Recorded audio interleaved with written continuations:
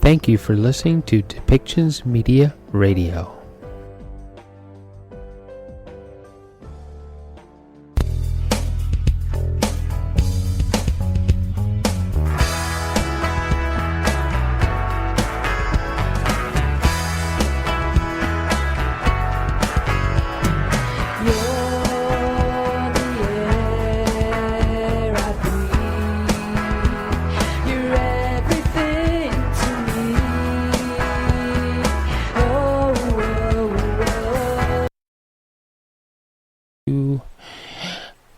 Welcome back, everyone, and we're here today with Moira Cohn, and she is a #1 best-selling author and speaker.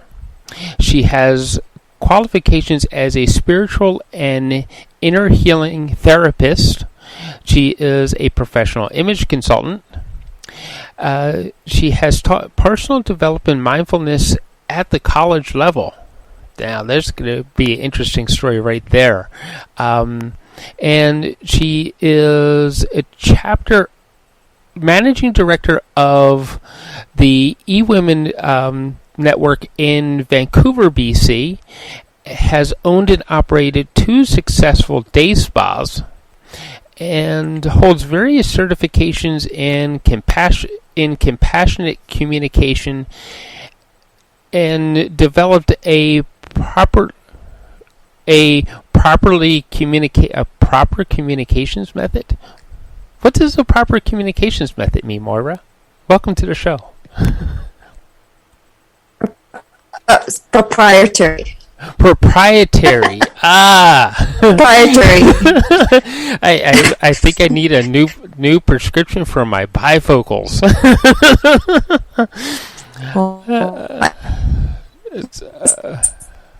It does say proprietary.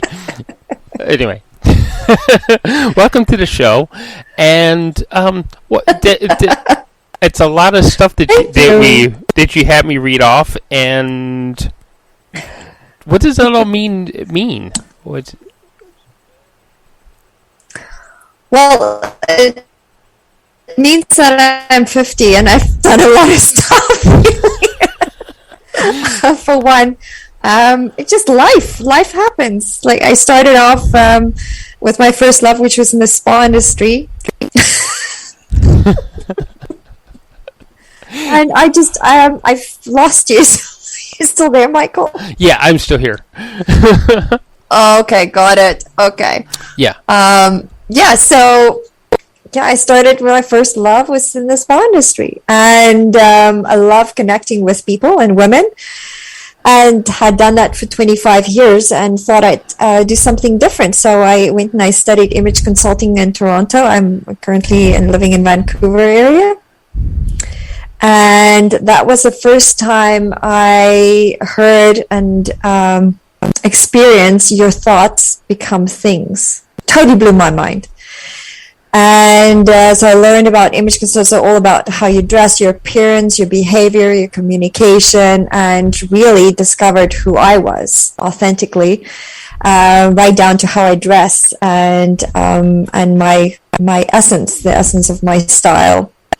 So excited about all that. I came back home and I did my first, this is back 2010, and I did a first color analysis. And I draped this blue fabric on this woman. Her name is Trudy, and I'll never forget it. And it made her blue eyes just pop. I'm like, wow, Trudy, look at your eyes. So beautiful. And she said the most profound thing to me. She said, Moira, I always wanted brown eyes. I'm like, what? So there was this part of me that was judging. I'm like, how can you not like the color of your eyes? And I also realized, well, there are parts of me that I don't accept at that moment. And that's when I had that glimpse that I would need to go deeper. And that looked like therapy, counseling. So it took me a few years and I stepped into counseling. But in the interim, I was invited to teach personal development and color analysis and other image courses at Langara College here in Vancouver. Loved that, especially the personal development courses. And yeah, so that's kind of how I came to teach a little bit of image consulting and my journey, and just qualified as a therapist Wow. from Clear Mind International. Mm-hmm. Yeah. Yeah. Well, I'd never seen. See, I would never have seen that coming though. Going back to your story, a woman or a person, should I say, not liking the color of their eyes, that especially blue. Most people are like, "Hey, I have blue eyes," you know. Um, I've heard it out. I have crappy brown eyes. I have all kinds of negative adjectives attached to brown eyes, but I would never seen that one coming. Sorry, I had to get that out of my system. So, I know, it's a surprise, right? yeah. So part of what I didn't discuss in your bio, you didn't grow up in Canada, and you actually moved here to Canada. Yeah, like moved to Canada in 1997, and that was part of an adventure. My former spouse and I had only been married for a couple of years, and a couple showed us their travels around the States, and it inspired us to do the same. And we figured, well, after 8 months, we'd be flat broke traveling through the States. We wanted to come in Canada, so we applied for immigrant, and Immigration Canada approved us to come. And right at the same time, my doctor said, "Congratulations, you are going to be a mother."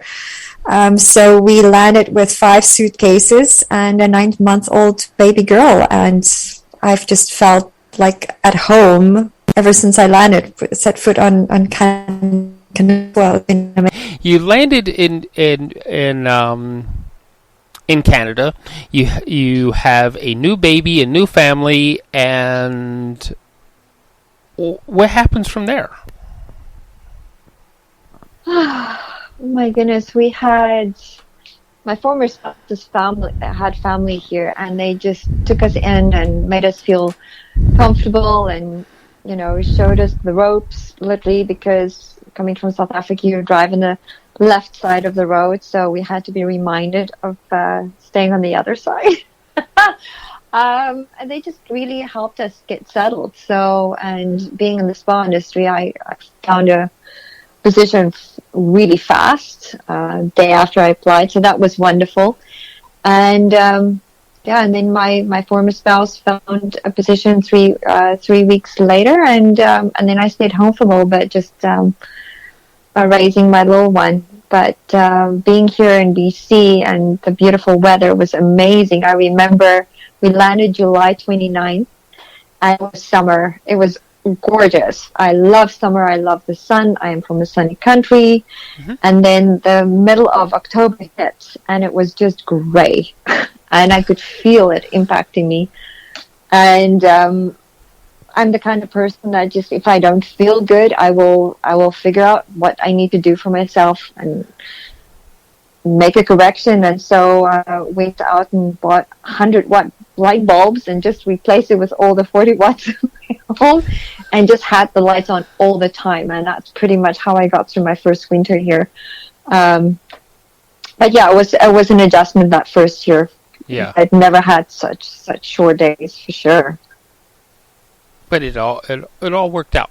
So it absolutely did. Love it here. Yeah. So okay. So you're a professional image consultant, and along with that, you do a lot of spiritual stuff. So when you first got here to Canada, how did you feel about yourself? Well, really, I felt great. I felt amazing. I think my first wake-up call came when I just sold my second business. Had money in the bank and felt really good. And at that time, I'd already had 2 kids. They were around the ages of 8 and 10. And so we had a beautiful house in a great suburb. a cat and a dog. So just, I was living the dream, literally, and feeling so high on life, and then asking my former spouse, like, are you still into me? Mm-hmm. And he answered no. And it jolted me. I just remember feeling this wave of emotion, shock, and just disbelief. Like, why am I feeling so good? Why is he not? And reflecting, and just to kind of let you know, it was that moment where he just honestly answered and immediately regretted it. And I am to this day so grateful for his honesty, because it woke me up. And then I started asking the questions. Well, like, I still feel attractive. Like, what changed? And I realized that after becoming a mother and a wife and a business owner and all those things, I started to lose myself. Point in case is, I remember coming back from just a month after I'd given birth to my firstborn, and going shopping for clothes, because I didn't quite fit into my clothes, my old clothes. And I was showing my husband what I purchased, and he goes like, "What is that?" I'm like, "My mother dressed like one." And he just said, "I don't want to be married to a mother." That should have been a red flag for me right there. It's just like, I realized that I started wearing all these hats, and so little by little, I lost myself. And of course, this man is not into me anymore. I'm not me anymore. I'm just wearing all these hats and subscribing to society's expectations of me, but I didn't have a voice anymore. I was just the pleaser and the successful person, but it's like I was lost. I was not in there anymore. That was a bit of a wake up call for me, for sure. Yeah. Yeah. I would say that I had a similar experience, that it took me I think it was the better part of 7 years of waking up every Christmas season to a woman saying that I want a divorce this Christmas. That's all I want from you, is a divorce this Christmas. And not understanding, I had to reinvent myself. I have to sell myself all over again once more this Christmas. And every time you do that, it just seems like you lose a little bit of yourself, of who your core person should be, right? Yeah. So, I think that there's a lot of people out there that I'm picking on the image consultant, because it's what we see. It's not necessarily what we see in the mirror, is how we feel about the person that we see staring back at us, right? I mean, absolutely. I mean, so there's what comes down the family system. So my family system, appearances have always really mattered. My grandmother had many, many losses. And so as a single mother, she had to survive. She had to be resourceful, and there was not time to grieve. So appearances became really important. I remember my mom telling me stories of her going to a fashion show, and then my grandmother would come back and make those dresses. So my mom was always the best dressed little girl.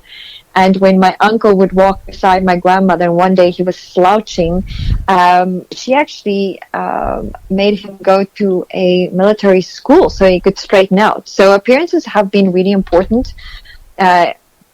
Just so you know, like, you may be breaking down inside and feeling horrible, but we're not going to show the world.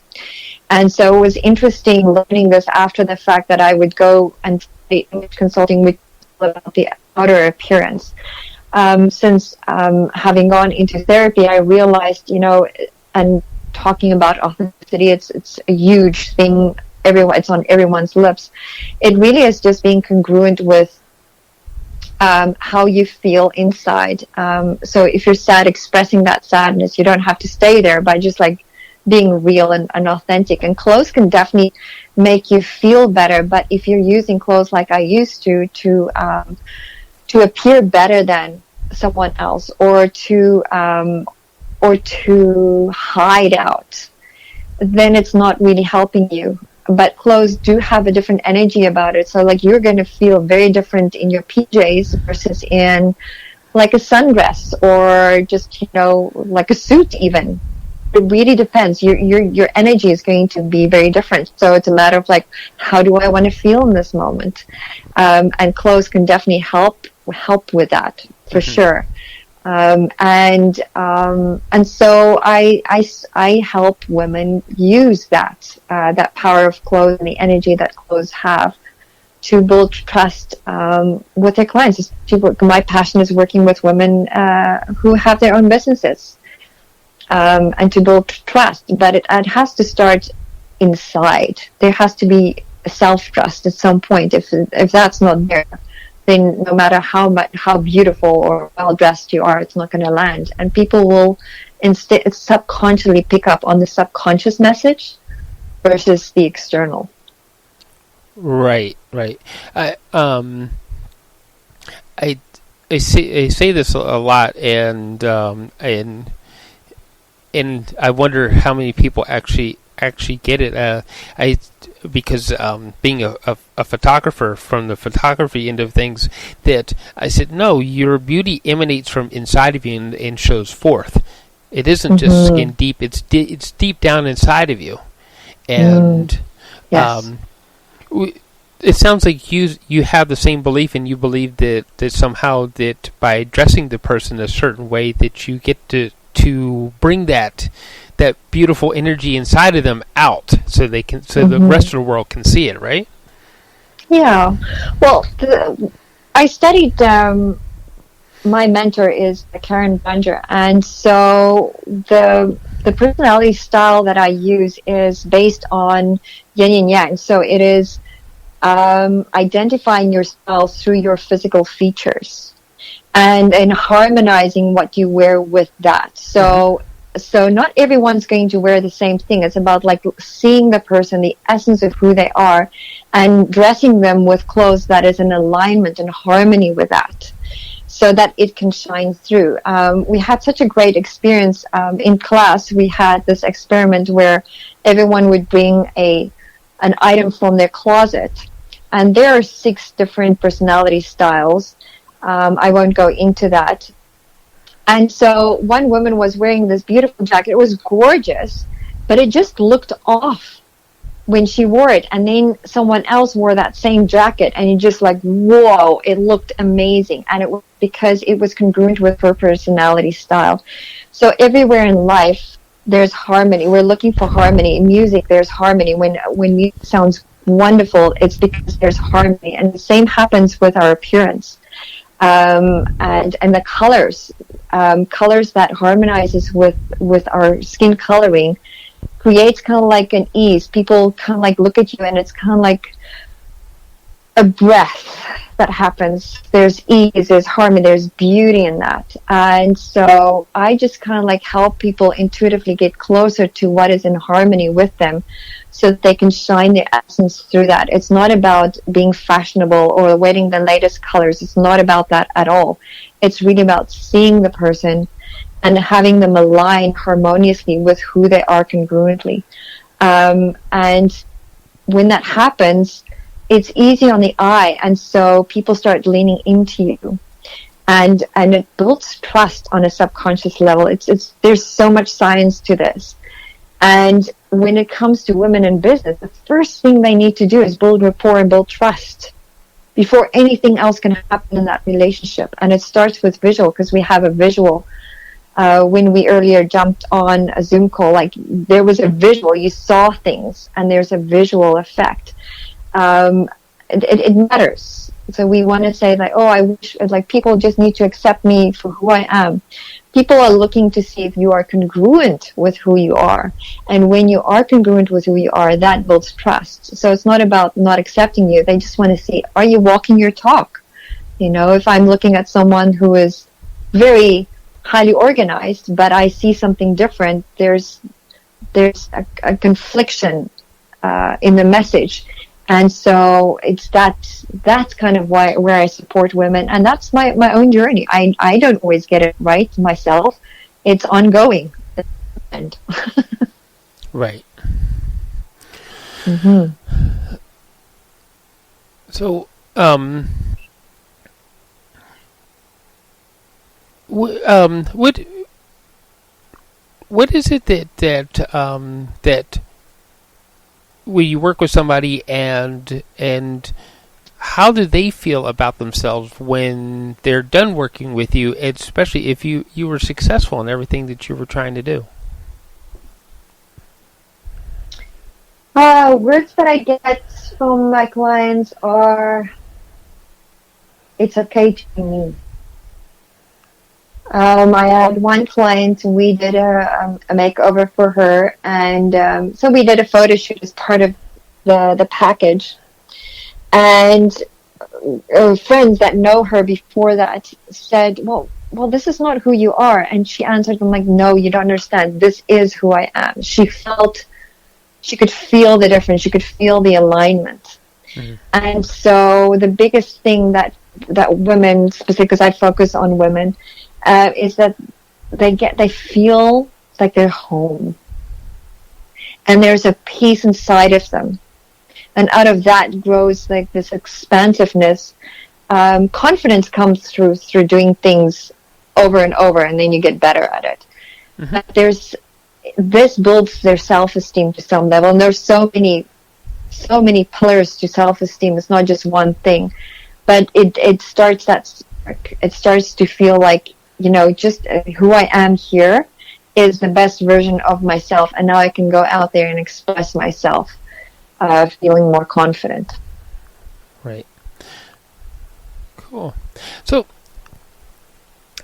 you felt confident enough to write and publish and become a best-selling author.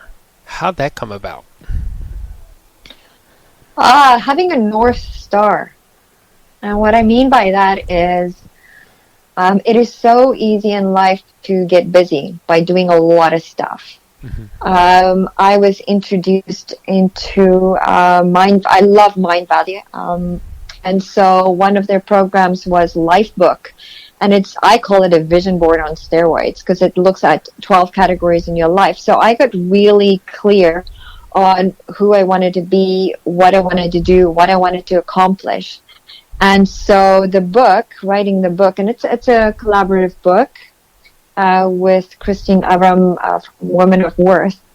And it was strategic for me. It was about telling my story, but it was like, where do I want to go, and what are the steps to get me to where I want to be? And that was just the next step. So it was easy, and because I get so focused on, because I know where I want to go, it is easy to get things done because I don't get tied up in too many busyness. I'm busy, but I know it's taking me to a certain goal.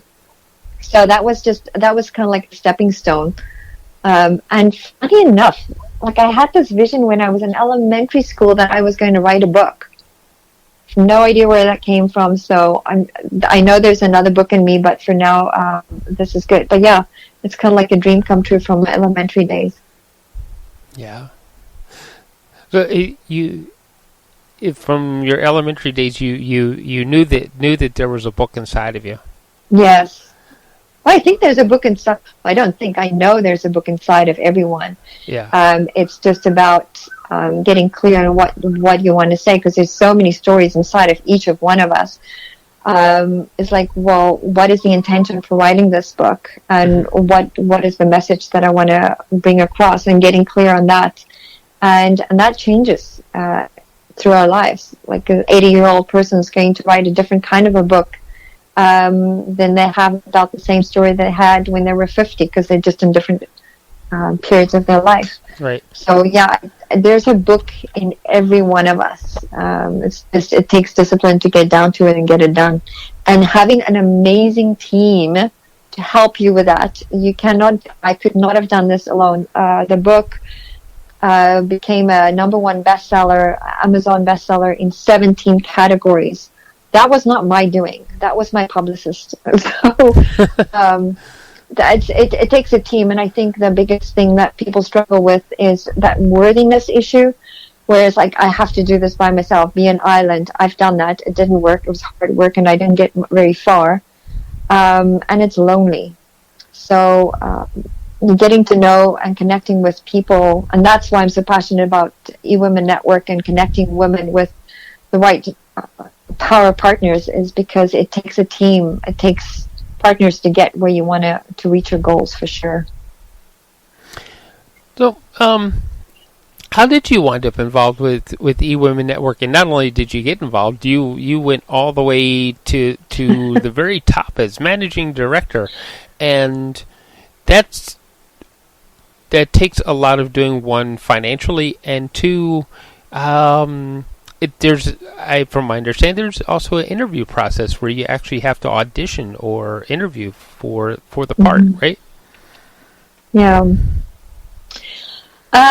Well, it's like when I ran my spas, I always had a team, so I always felt connected to other people, and of course you meet clients in person.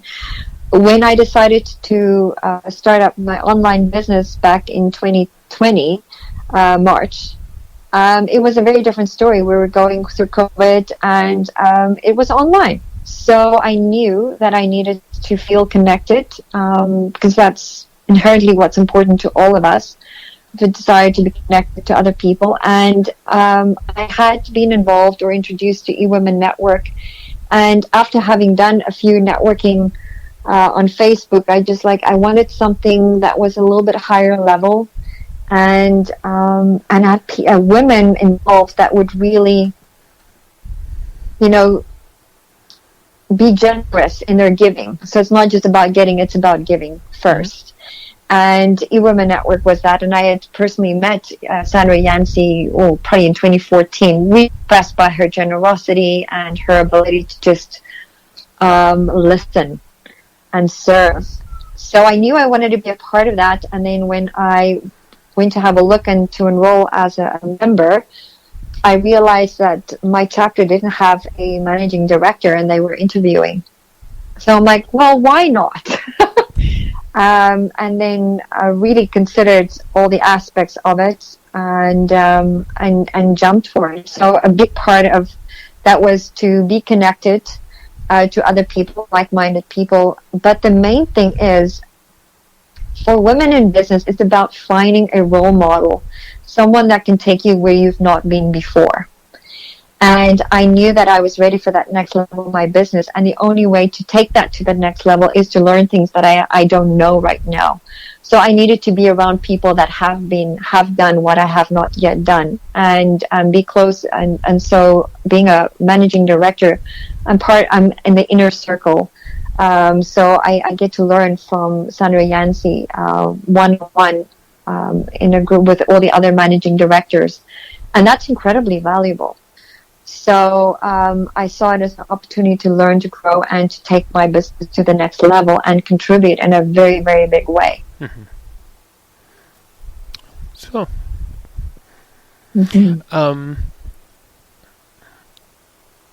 so you've had the spas, you've had the book, and you're now managing director of the Vancouver eWomen Network. Overall,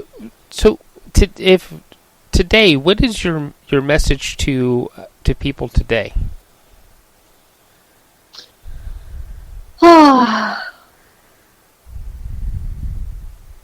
We are so busy.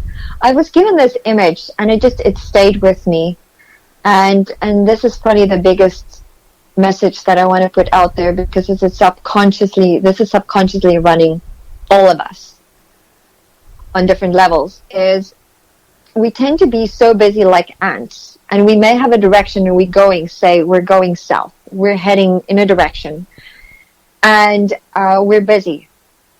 And then if you zoom that out, you see that this ant is actually on the back of an elephant going in the opposite direction. And that is literally trauma and limiting beliefs that was implanted subconsciously that's running the show. And no matter how hard we work, it's futile. We need to address the subconscious. And so that's the inner healing work.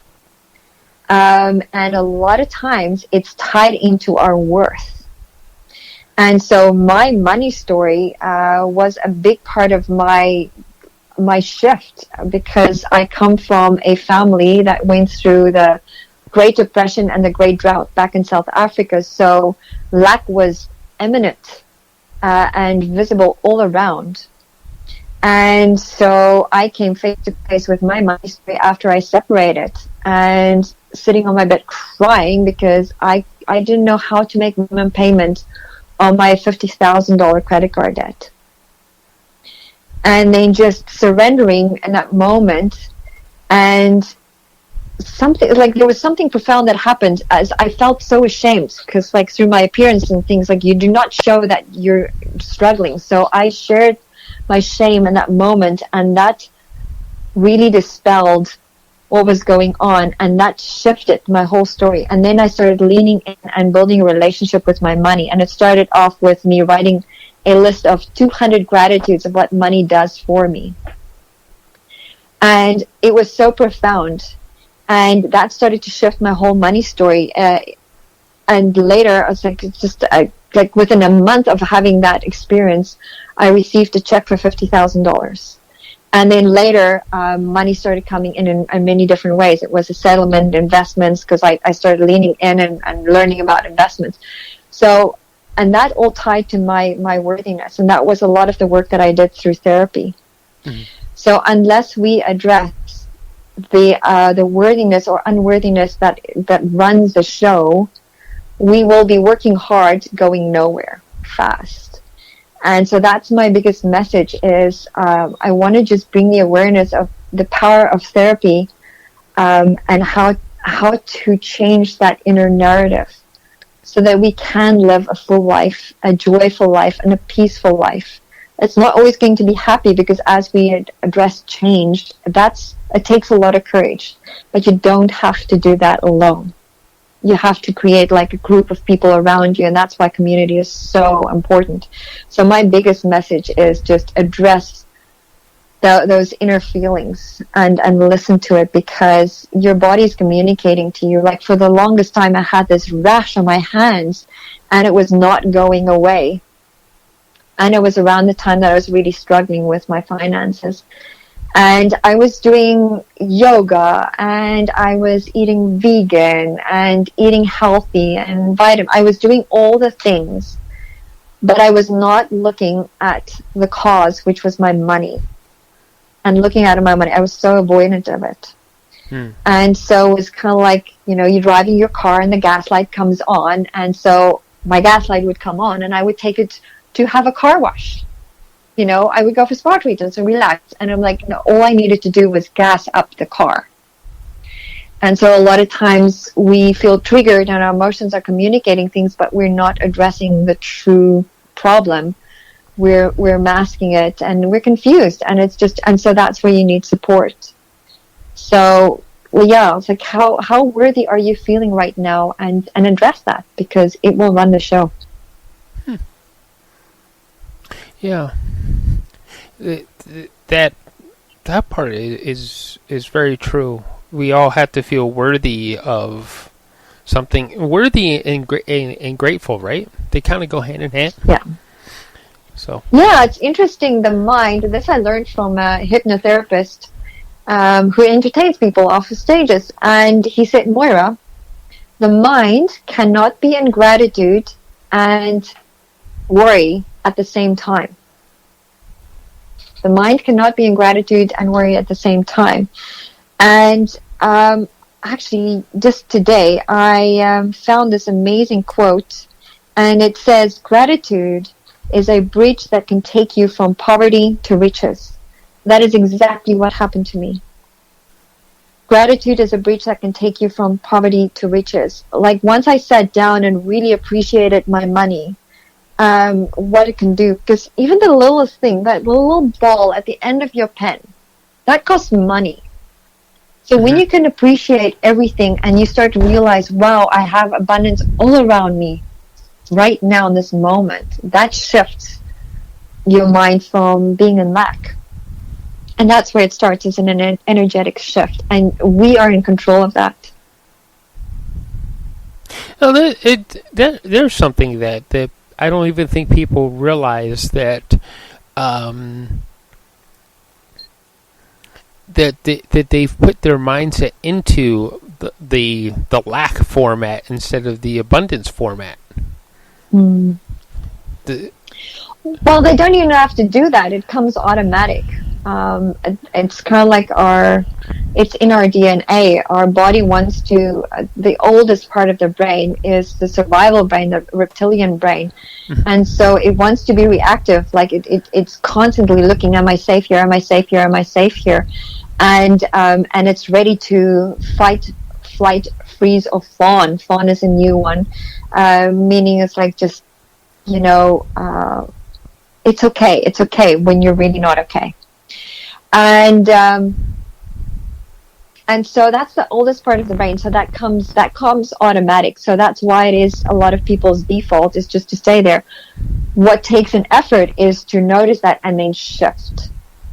Right. That takes action. And it takes effort. And because that takes effort, it's not everyone's go-to. And a lot of people aren't even aware that that's an option. So first of all, there needs to be awareness that you have choice. And then second of all, once you have the choice, is to have the courage to choose something different. And a lot of times, change means the body receives it as a threat. So that's why I think COVID has been this great gift in a sense, because it brought change. We had to be okay with that. We had to adjust to it. We can still fight and resist it. But it made us uncomfortable, made a lot of people uncomfortable enough to change certain things about their life where they wouldn't have before. And that to me is a gift. So a lot of people through this new movement through into consciousness will either regress and just really resist the change, or they'll I need to do something different. A lot of businesses readjusted and they went online and they're thriving now. Businesses that have not adapted will suffer because they're not going with the changes, right? So it's a choice. Mm-hmm. Yeah, that is a choice, and there are businesses that that are deciding not to embrace that change. Along with that, what do you think of the governments that aren't deciding to embrace that change also? What do I think of the government? There's different governments that have decided not to embrace that same change. That when we look at different things like the inequity of the distribution of vaccines and everything around the world, that different governments in different have also not decided to embrace the change and open themselves up to new ideas. I have a very different perspective on that. And to kind of describe that a little bit, it's kind of like in a little story. There's this farmer and his son. They're farming. They have one horse to help them plow the fields. And then one night there's a huge storm, and the corral that the horse was in breaks down, and the horse gets away. And the nosy farmer comes around and says, "Oh my gosh, what are you going to do? You have you have one horse. You need, how are you going to get by?" And the owner just said, "It is what it is." And so the neighbor goes, "I'm like, what do you mean it is what it is? It's really bad, right?" And so 2 days later, the horse comes back with 3 other wild horses. Mm-hmm. And the neighbor comes by and he goes "Oh my gosh, you're so lucky. Look, you have 4 horses. That's incredible." And the owner goes "It is what it is, right? It's not good or bad. It's just, it is." Because what do you mean? This is great. So then, of course, they want to get these horses ready to work. And so the son tries and breaking one of the horses. He falls off the back and breaks his leg. And the nosy neighbor comes by and he goes like, that's horrible. Like your son is the only help. You're old. You can't do this by yourself. This is horrible news. And the farmer just goes like, maybe, maybe not. And then a local war breaks out, civil war, and they come around to ask all the young men to fight in the war. And of course, this young man can't because his leg is broken. And the neighbor comes and says, you know what? This is good. You can't fight, so at least your son is safe. And so, what I'm trying to say is, there is no good or bad. It is what it is, and essentially, I can't really control what the governments do. I can only control my mindset and what I do. And so, is it wrong? Is it right? And like I have 2 vaccines. I'm vaccinated, double vaccinated. My first one is AstraZeneca. I had to cancel me going to Texas for the conference, the eWomen Network conference, because it is not accepted in the States. Is it good or bad? It is what it is. Now I look at it as just having an extra week that I can focus on some other things. So it really depends on how we look at it. And I find that regardless of what is going on around us, it is, if we are resisting what is, that's the struggle. So that does not mean to not do, if you feel called to do something or address it, do it, because there's something inside of you that is fired up by it, inspired by it. Do it. So with regards to the government, and like I take a stance, I'm like, they're going to do what they do, and it's not my fight at this point. I don't feel called to resist or to step into that. I'm just doing my thing right now. And this is me. So everyone's going to have a different calling, and for good reason. We're not all the same. We have a different purpose, and we're called to do different things. Like, I love the story of Mothers Against Drunk Drivers, right? That came out of someone who lost a child and is really passionate about making a difference. That is conscious action. That's amazing. Yeah. I'm all for that. But resisting something that I have no control of, let go of that, personally. Okay. That does make sense. That we should stay in control of the things that we can actually control. So yeah. Okay. Absolutely. I'm like, one of my most powerful lessons was my eldest daughter's bedroom. It was profound. She was a teenager, and she had invited me to come and watch music videos in her bedroom. And she's, of my 2 kids, she is the one that's really organized and tidy. So when I came to her doorway, I was struck by clothes on the floor and the unmade bed. But because I knew that this is not her typical room, or the state of her room typically, I decided to kind of like go in and make myself comfortable on the bed. So as I'm on the bed, I look up to see her closet. The doors were open, and I was struck by the contrast of seeing the messy room and then seeing clothes neatly hung, and her shoes were really beautifully paired in her closet. And I'm like, wow, look at your closet. It's so tidy. And she goes, no, Mom, look at my room. It's tidy and organized. So I'm on the bed and I'm looking around, and I can see her desk, and everything is tidy and it's organized. And then across from her desk was kind of like a few shelves on the wall, and she had a library of books. She loves reading. And that was beautifully organized and alphabetized. And I sat there on the bed, and because I'm on the bed, I could not see the bed, the messiness, and I couldn't see the floor. And I was struck that, how is this possible? How can a room be both messy and clean and organized at the same time? And the biggest aha moment for me is like acceptance. Like, as soon as I accepted what is, I had a different experience of the same thing. And that's true in life. There's the yin and the yang, there's the good and the bad. It exists in the same moment in time. It is how we are coming into that experience that'll give us it'll be different depending on how we come into an experience. And as soon as there's resistance, there will be all sorts of things that we will experience, and it's usually not feelings of ease and peace and joy. So that was a big reveal to me. So whenever I'm experiencing something that is uncomfortable, I'm like, okay, there's support here. We'll like start looking for it and step into gratitude so I can start shift my energy because it is there. Right. Okay. So, we're starting to run out of time now. So, what are the best ways to get a hold of you and work with you? Yes. The best way to get, well, if you just want to get connected to other business owners and start masterminding and getting exposure for your business, the best would be to contact me at Moira Cohn at ewomennetwork.com.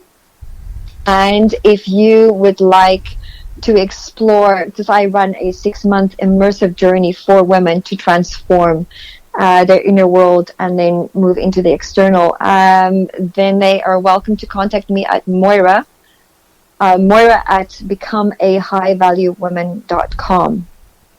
And I am on Instagram and Facebook and LinkedIn, so feel free to reach out to me at any of those places as well. Okay. So thank you for joining us today. It's actually been educational now, and this whole conversation just didn't go the way I expected it to. But it was wonderful. We had some glitches, and you just gotta like work with it, and it was great. Thank you so much for inviting me here. It was lovely spending time with you, Michael. All right.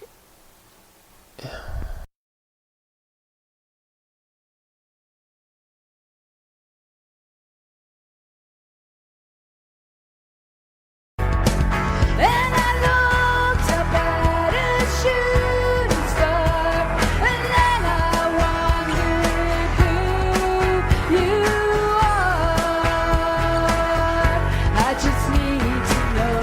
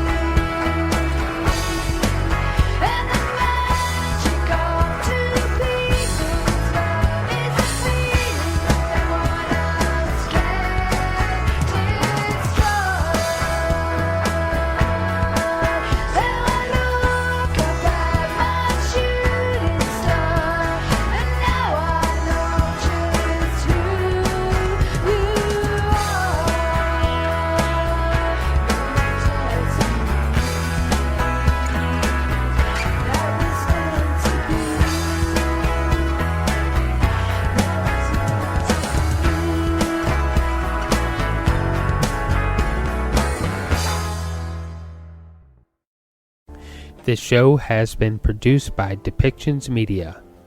Please contact us at depictions.media for more information.